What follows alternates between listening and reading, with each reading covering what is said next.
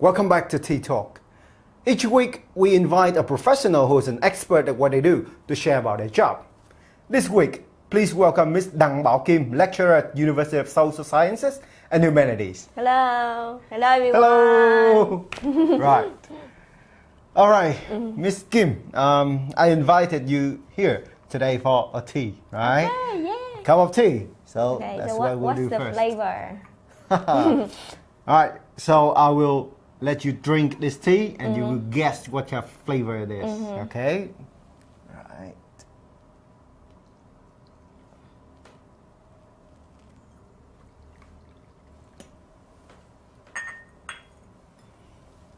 Right.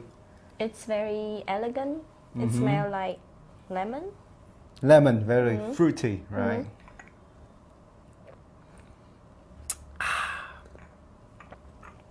Very tropical. Very tropical, good word. It's not lemon. It's not lemon, exactly. It's something. It's something in the lemon family. Okay. Right. So what is it? That's a hint. That's a hint. What is it? Chanh dây. Oh, chanh dây, yes. What's the English word for that? Chanh dây. Actually, I know that you're a Spanish teacher, right? What's the Spanish word for chanh dây? I have no idea. In English, we have a very beautiful name for this fruit. It's called passion fruit. Oh, passion fruit. Passion fruit, Oh, everyone. yeah. Passion fruit. So when you drink this tea, you will feel Passionate. Right. All right. The real reason I invited you today is for you to share about your job. Oh, okay. Yeah.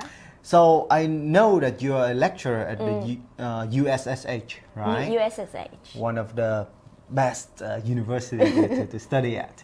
Yeah, you can say so. It will Right. make my boss happy, yeah. Yeah, it's the right. best university. Okay. So what brings you to this job? Okay. What kind of opportunities? I used to be a USSS student. I studied, my major is Spanish linguistics and literature.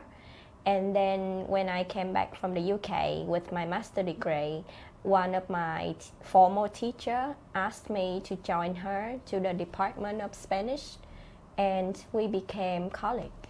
Yeah, so my former teacher now are my colleague. Yeah. Oh, I So see. she just offered me the job, like to be Wow. with her and to share my knowledge with new students. Yeah. Wow. And they actually my đàn em. So you got to study really well in order for that to happen. No? Yeah. So I was graduate with summa cum laude. Oh. Thủ khoa. Thủ khoa, yeah. Thủ khoa. Yeah. So râm ran, like everyone say, I'm a legendary first thủ khoa ever of the department. Wow. But I'm just lucky because I was first there. That's it. So do you have to study masters or PhDs to? Well, it's not that because I wanted to become a lecturer that I studied my master. I just want to get to learn more. I don't think that 4 years with the language is enough. So I went to the UK and I studied about the cultural. Wait, hang on. You went to the UK. I went to the didn't UK. know that. Okay. All right. So I didn't go to Spain to study the Right. master. I went to the UK because I think that I can do both English and Spanish. So I went to the UK and I studied something called the Spanish cultural study. Oh, I see. So why Spanish though? Why not German or why not French? Why Spanish? I was so afraid that I couldn't get into any university, and the Spanish department, their score to get into the university was really low. So that's my safe ticket, so that I can get into a university. To be honest. Your safe ticket. So, as the old saying goes, right? Your job chooses you. Yeah. You don't choose your job. Yeah, I think so. Yeah, it's right to my case. I never thought that I would become a teacher or a lecturer, but apparently someone out there arranged something and I become a lecturer. Someone out there looking Yeah. for you, right? Yeah. All right. So, in order to become a lecturer like that, say like 18 years old, right? I look up to you, I admire you, I really admire you, and I want to be a lecturer like you. What kind of skills do I need to acquire? What kind of degrees do I need to get? So to become a teacher or a lecturer in overall, you would need to master your presentation skill. It's very important to know how to deliver a lesson, a message to a group of people, especially if they are young people who learn something. And then the other thing you need also to master would be the language or the language skill. You need to understand all the grammars because students, they always come up with some very tricky question related to the grammar. So you have to be ready. You have to make sure that you know the language well so that you can be able to answer them anytime. What's the trickiest question you've heard? Something really Spanish. Oh. So in Spanish, we have tenses like English, but at the same time we also have mood. So to indicate a statement whether you are not sure or you don't like it, you have a mood called subjunctive. Subjunctive. Subjuntivo. Subjunctive. Okay. Do you know that? Yeah, I think we have that in English. Yeah, but you use you simplify it. Yes. Like if you want to say if I were you. Yes. So you use to be in past tense. But in Spanish you have to use another conjugation, another tense of the verb. Of the verb, and it's called a mood. So it's hard for me to explain that to the student if they don't understand the concept of what is subjunctive. All right. So what's the most embarrassing moment, or just say memorable moment? Accidents Accident. happen in class. All right, in class, yes. I'm not a very formal lecturer, so I kind of friendly. And there was one time I was over friendly to my student, and I swear, I swore. Like a swear word. Yeah. Or like a beep sound. Yeah, right? yeah. In class, and oh my God. they paused for a moment, but then they asked me more, like how to swear in Spanish. All right. We won't show this when the video is out, okay? But how do you swear in Spanish? Okay. So you know, son of a bitch. Hijo de puta. Ooh, I felt that. I read Hemingway, right? And Hemingway said that Spanish is the best language for swearing. I think so. Like cursing in Spanish is so much better than in English. Yeah. All right. Something about it's very passion. Okay. So we know that languages don't exist in a vacuum, right? They influence each other all the time, like Vietnamese and Chinese and Japanese, stuff like that. So Spanish and English, they're very close to each other geographically, right? So can you give me some examples of Spanish influences in English and vice versa? Spanish and English share Latin vocabulary. So they both from Latin. They borrow some words from Latin. So they are very similar, but some of them can be like false fence. It's a term, like it looks familiar, it looks similar, but it means differently. So we have the word acid. In Spanish we have éxito, but in éxito means succeed. Oh, not to get out of something. Okay. But then other terms like social sciences term, for example, in painting or the movement of arts can be very similar. In Spanish and English, we got Gothic as gótico. Gótico. And then Renaissance as Renacimiento. Renacimiento. All right, that's a mouthful. Yeah, and then other things. All right, other things. And all the words that longer than like 3 syllables, sometimes they similar. For example, we have the word intelligent, and in Spanish it's inteligente. Inteligente. Oh, that's very similar to the Yeah. sound in Vietnamese. So we know that there are some sounds that don't exist in other languages. They have no equivalents, right? Like in Vietnamese, we have no th sound, but in English we do, right? Do we have any special sounds in Spanish like that? Oh, so the most special one would be ñ, the ñ, and it's very similar to the Vietnamese ñ. Oh, okay. So the language is Español.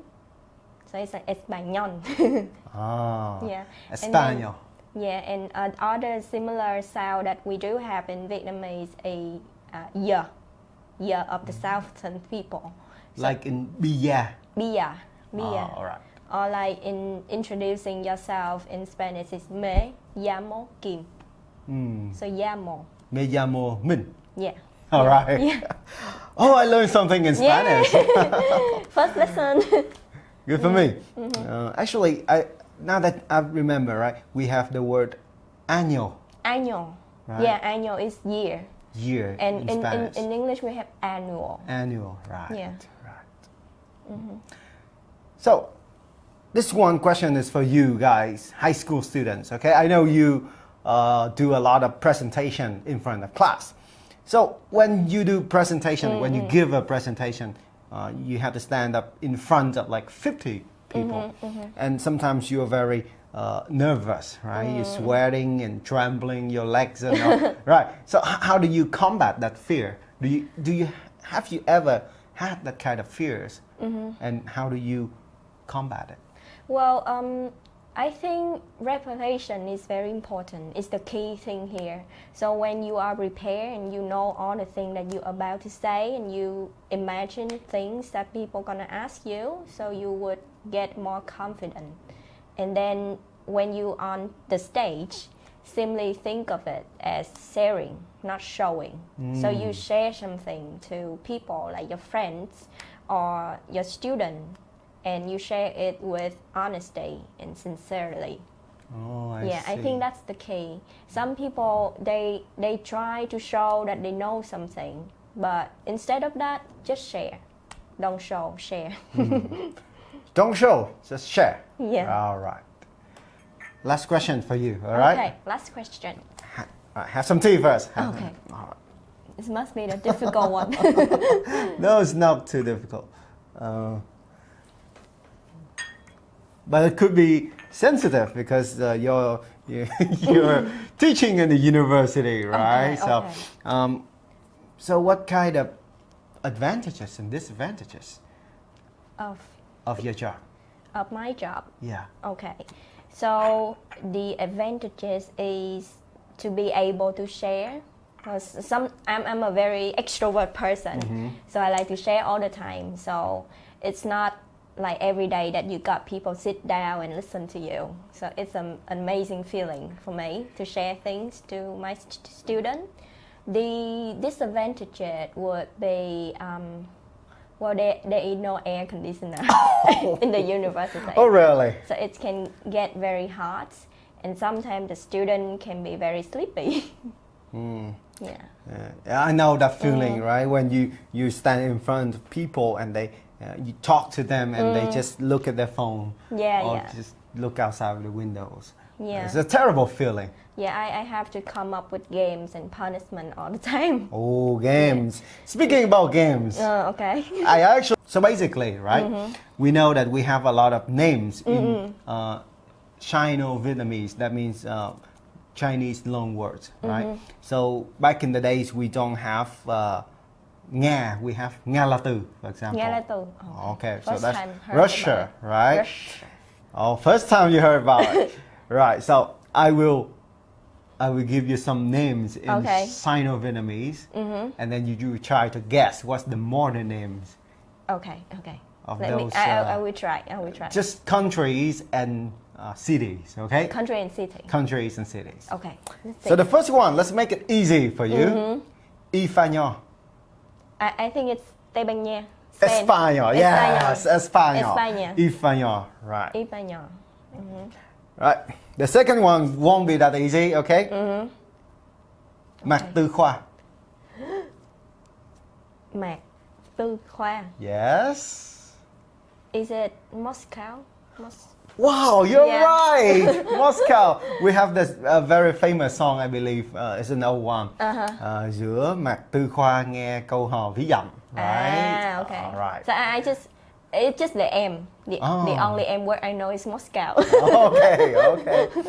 All right. This one hint is very close to Okay. you, to us, right? Tân Gia Ba. Tân Gia Ba. Yes. I don't know. Tây Oh, Tạng. No. Tân. Okay. My mind is blank. What is it? Singapore. Singapore. Yes, the word sing in Singapore actually means new. New. Tân Tân. Gia Ba. Yes. Dân Gia Ba. Gia And Ba. Gia is the I don't lion. know. The lion. I don't know. I just know that much. Yeah, okay. Right. So we have 3, right? Let's try another one. Cựu Kim Sơn. The same continent. Yes. It's a country. I don't know. It's a country or is it a city? Or a state? It's a city. A city. Cựu Cựu Kim Sơn. Kim Sơn.